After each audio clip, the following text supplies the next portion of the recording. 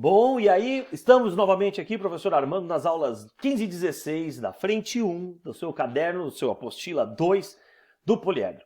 Vamos entender agora o que acontece quando a gente vai para uma balança medir a nossa massa, né? Tem gente que fala assim, vou na balança medir a massa. Será que você vai medir a massa? Então, olha só que interessante. Quando você está lá na balança, vou fazer um desenho aqui para você. Vamos supor, temos um homenzinho aqui. Eu nunca dei um nome para esse homenzinho aqui. Se alguém puder e tiver alguma ideia, pode ser interessante. Então, vou desenhar aqui um homenzinho, e esse homenzinho ele está aqui à toa numa balança, certo? Por enquanto, estou desenhando só ele aqui. Muito bem. O cara acabou de sair do trabalho, está aqui segurando a sua maletinha. Pronto. E aí ele vai e resolve medir, como dizem as pessoas, seu peso. Vai medir o peso numa balança. Balança mede o peso? Doce ilusão, né? Mas enfim, aí tem gente, tem aqueles nerds de plantão que falam assim, não, balança não mede o peso, mede a massa. Ah, tá bom! Então vamos verificar o que de fato faz uma balança. A pessoa entra aqui na balança e aí você tem um visorzinho. O visorzinho está aqui. Certo? Pronto. Todo eletrônico. Pronto, está aqui. E o que ele está vendo? Ele enxerga, né? O que ele vai perceber é o que ele está vendo aqui. Está escrito assim na balança, peso. Aí tem uma etiquetinha e aparece ao lado quilograma. Aí ele viu aqui, ó.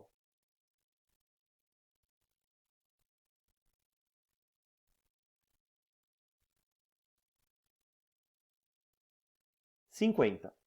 Foi isso que ele viu. Mas vamos descobrir o que a balança faz na verdade. Bom, a pessoa, ela tem uma massa, portanto ela vai ter uma força para baixo chamada força-peso. Quem faz esse peso é o centro da Terra, é a atração entre nós e o centro da Terra. Então tá aqui, ó, peso do homem. Mas, para não cair até o fundo do poço, existe uma balança que faz uma força de reação normal, e essa força de reação normal aqui, força de apoio, N, é o que ele faz na balança uma força e a balança reage nele com a mesma força. Quanto que vale a força que a balança reage nele? Para ele ficar parado, a força normal tem que ser igual ao peso. Portanto, a força que ele faz na balança também equivale em número igual ao peso. Tem o mesmo módulo do peso, combinado? Então, o peso e a normal não constituem paração-reação. Aí você fala assim, então, quando eu vou na balança, eu não vou medir a massa. Não, você vai medir uma força, que depois, na balança, tem um computador que ele divide por 10 para sair o valor dessa massa. Só que a força que ele mede é a normal e não é o peso. Isso por quê? Vamos supor que, olha só o que eu vou fazer. Eu vou fazer um mandrake aqui. Eu vou pegar agora esse cidadão que aqui está e eu vou tirar a maleta dele. E eu vou fazer uma coisa com ele agora. Ele vai fazer o quê? Ele vai apoiar a mão dele numa muleta, numa bengala, qualquer coisa assim do tipo. Vamos supor, antes de mais nada, que a massa... Opa, olha o que eu fiz aqui. Vamos supor, antes de mais nada, que a massa desse moço seja igual a 70 kg, tudo bem? Se é 70 kg, para saber o peso, eu faço M vezes G. M vezes G, o G geralmente é 10. Então, o peso vai ser 70 vezes 10, que vai dar 700 newtons. Isto vai ser igual à força normal, e até aí beleza, vai aparecer 70 kg. Ou no caso dele falar que vale 50 kg, significa o quê? Se a minha massa é 50 e a gravidade vale 10, quanto que eu estou tendo de peso? Tá, peso está tendo 50 vezes 10, que vai dar 500. Então fica aqui, vamos lá. 50 vezes 10, que vai dar 500. Ok. Ocorre que esse cara agora vai fazer o quê? Ele vai, com a mão dele, então ele vai apoiar parte do peso dele numa bengala. Pronto. E essa bengala está no chão, essa bengala não está na balança. Quando a gente apoia a parte do nosso peso, o que vai acontecer? Não é todo o meu peso que vai estar, toda a minha força-peso que eu vou aplicar lá na balança. Então, parte dessa força-peso ela vai ser dividida entre o peso que vai para a balança e outro pelinho aqui qualquer que eu vou aplicar na bengala. Tudo bem? Então a gente tem aqui, ó, um outro pelinho. Vamos supor que esse pelinho aqui, só para vocês entenderem, eu aplique, vamos lá, 200 newtons aqui. E esse peso, então, para pegar meu peso de 500 e dividir, vai estar, na verdade, com 300. Como fica a normal? A normal vai ter uma parte de apoio também da bengala, porque a bengala não vai afundar. Eu vou chamar aqui de N'. E ela vai estar representando justamente esses 200. Portanto, aqui essa normal vai me dar 300. O que vai acontecer com o meu visor? O meu visor vai acusar 300 dividido por 10. Ele vai acusar 30 quilogramas. Então, uma balança ela não vai marcar a massa, ela vai marcar a reação normal, ou seja, ela vai marcar a força que você faz na balança. Legal, isso tem gente que não sabia. O que isso tem a ver com o nosso exercício de agora? Com o nosso exercício de agora tem a ver o seguinte, se você estiver no elevador, já que a balança vai medir essa força de reação normal, eita, então a gente tem que saber o que vai acontecer com a balança, com o elevador. Então vamos lá, estamos no elevador, fiz um bonequinho aqui. No elevador, quando você está aqui, por exemplo, você tem uma força peso para baixo, deixa eu aumentar aqui o tamanho da seta, estou com peso para baixo, e para cima eu vou ter uma força de reação normal, certo? A reação do piso. E é isso que me interessa. Essa reação normal vai ser sempre igual ao peso quando? Quando eu estiver em repouso.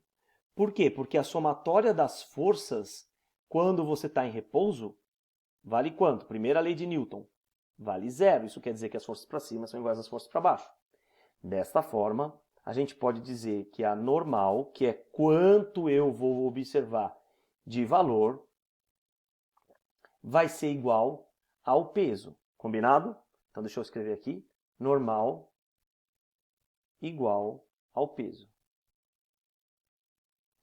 Ocorre que quando o elevador está subindo ou descendo, a gente pode sentir alguma coisa, que é quando ele está sendo acelerado ou freando, ou não sentir nada, que é o caso aqui, quando ele está em repouso. Já aconteceu com você, de, por exemplo, você está num lugar, no elevador, está tudo fechado, você não sabe se você está subindo ou está descendo? Então, quando acontecer isso é que você está em movimento retilíneo uniforme. Mas pode ser que ele esteja subindo acelerado, subindo freando, descendo acelerado, descendo freando. Então, como que eu resolvo isso? Primeiro, subir e descer tem a ver com velocidade. Então, eu vou desenhar aqui o vetor velocidade. Velocidade vai estar para cima, quando eu estou subindo. Isso aqui é só para vocês entenderem como eu devo pensar. Então, se eu estou subindo, a velocidade está para cima. E se eu estou descendo, a velocidade está para baixo.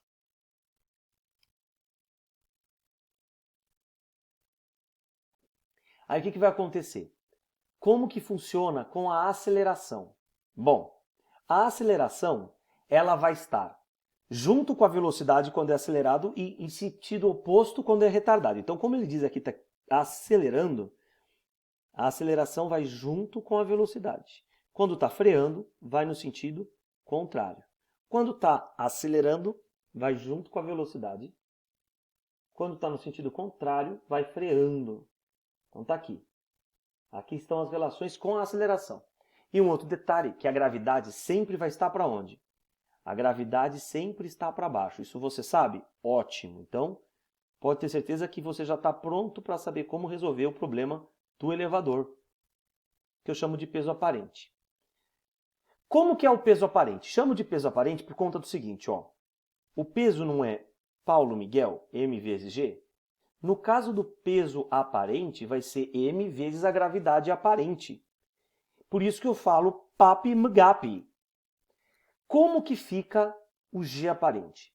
O g aparente é como se fosse uma aceleração relativa. E é sempre um menos outro, de maneiras que, olha que interessante, toda vez que você tiver numa situação em que você está subindo acelerado, então, ó, papi, magap. Quem é o gap? O G, se tiver no mesmo sentido que o A, vai ser G menos A. Se tiver em sentido contrário ao A, não ao V, ao A, você vai ter G mais A. Então, aqui no caso, ó, G mais A. Como que fica o PAP aqui? Aqui o G e o A estão juntos, então vai ser G menos A. Como que fica o PAP aqui? O G e o A estão juntos, então vai ser G mais A. Menos A, desculpa. E aqui estão em sentidos contrários, no último, né? Então a gente tem aqui que o PAP vai ser igual a M, que multiplica G mais A. Tá? Então a gente vai fazer o exercício agora. Exercício 3. Um homem tem massa de 90 kg. Ótimo, então a gente já escreve aqui que a massa desse moço vale 90 kg. Se tivesse parado, quanto que seria o peso dele? Só para a gente lembrar, o peso é Paulo Miguel. Geralmente, o G vale 10. Então, 90 vezes 10 dá 900 newtons. Esse é o peso dele normal. Então, a indicação da balança, vamos lá para o item A. Quando está acontecendo o quê? Quando o elevador desce acelerado. Então, a aceleração vale 3. Então, vamos ver o que está acontecendo aqui. Já fiz até o desenho. Desce, a velocidade está para baixo. Acelerado, a aceleração também está para baixo. E a gente sabe que a gravidade também está para baixo. Não é isso? Então, o que vai acontecer? Vamos descobrir, então, o módulo da balança no elevador, que seria o PAP. Então, vamos lá. PAP mais GAP. Como que estaria o GAP? G mais A ou G menos A? Basta eu ver o sentido. Como os dois estão no mesmo sentido, fica G menos A. Então, ó, PAP vai ser igual a 90, que multiplica o G, que vale 10, menos 3. 10 menos 3 dá quanto?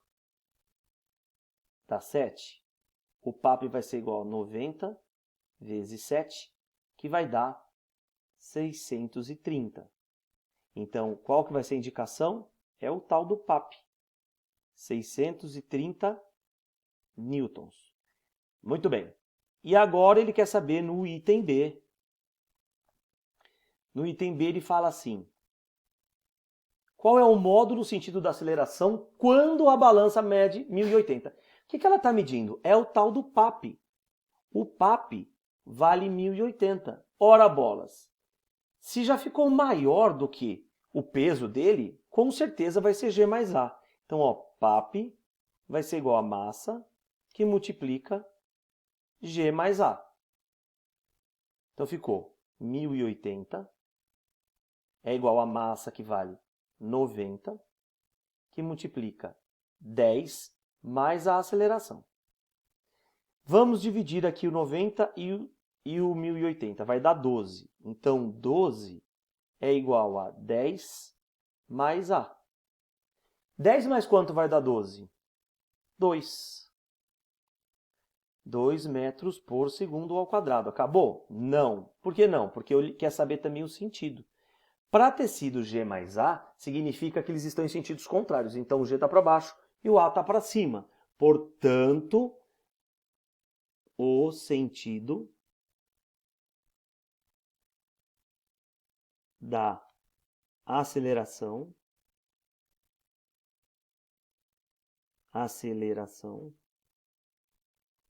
do elevador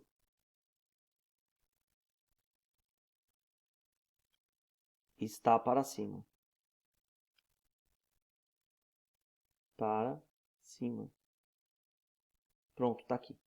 Beleza? Vamos para o próximo vídeo, depois fazer o plano inclinado. Olha, mais 15 minutinhos para explicação para vocês do plano inclinado. Até já. Tchau, tchau.